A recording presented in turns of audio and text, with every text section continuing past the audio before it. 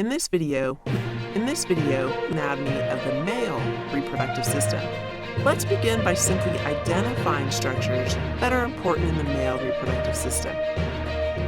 These include the vas deferens, also called the ductus deferens, the penis, the testes, note that only one testicle is shown in this diagram, the scrotum, the bulbourethral gland, the prostate gland, and finally, the seminal vesicle.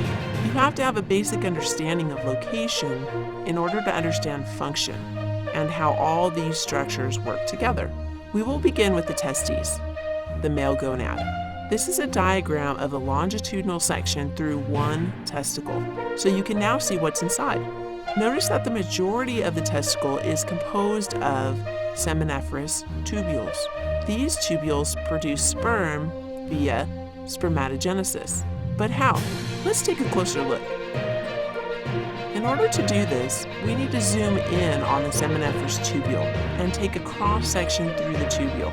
Imagine taking a garden hose and cutting it in half. This would be similar to cutting the tubule in half and looking at what's inside. The lumen of the seminiferous tubule is lined by cells called Sertoli cells. These Sertoli cells are connected via tight junctions.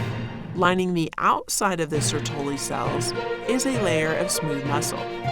Outside of the Sertoli cells are the Leydig cells. These are all the cells that are really important. In addition to these structures, you will need to be familiar with the following compartments: the basal compartment and the luminal compartment. These compartments are basically talking about regions of the cross-section. If we are talking about the basal compartment, we are talking about the area that goes from the tight junction toward that smooth muscle.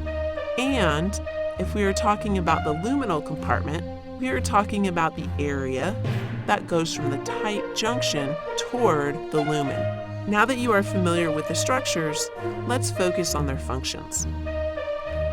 We begin with the Leydig cells, also called interstitial cells. The Leydig cells secrete testosterone. The Sertoli cells support sperm development, or what is referred to as spermatogenesis. The smooth muscle surrounding these Sertoli cells allows for peristalsis. This process is important as it will propel sperm through the seminiferous tubules.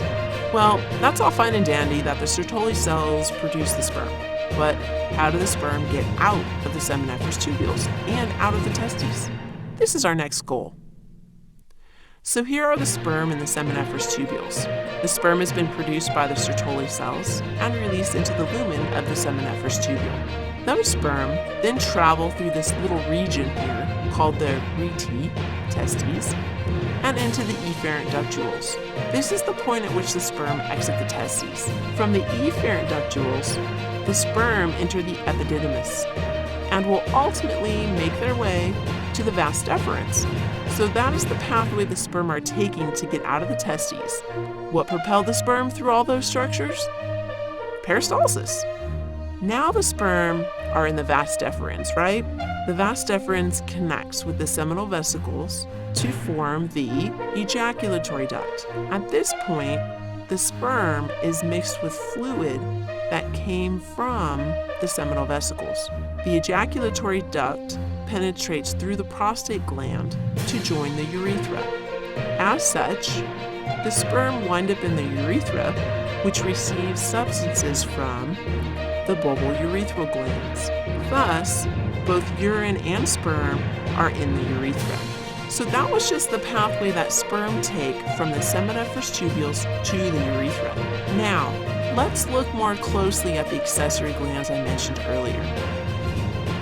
The seminal vesicles secrete an alkaline fluid that contains fructose, enzymes, and prostaglandins.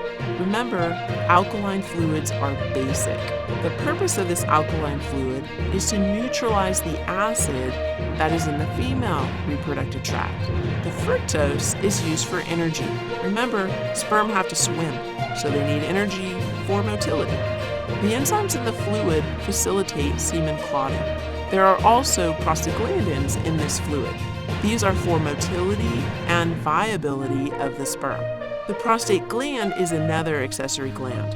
The prostate gland secretes citrate, which is an energy source for sperm motility and enzymes that will break down the semen clot once it is in the female reproductive tract. Okay, so take a second to make sure you understand. The semen clots during ejaculation and is then broken down once it's inside the female reproductive tract. The last accessory gland is the bulbourethral glands. These glands secrete a fluid that contains mucus. Why is mucus important? It serves as a lubricant.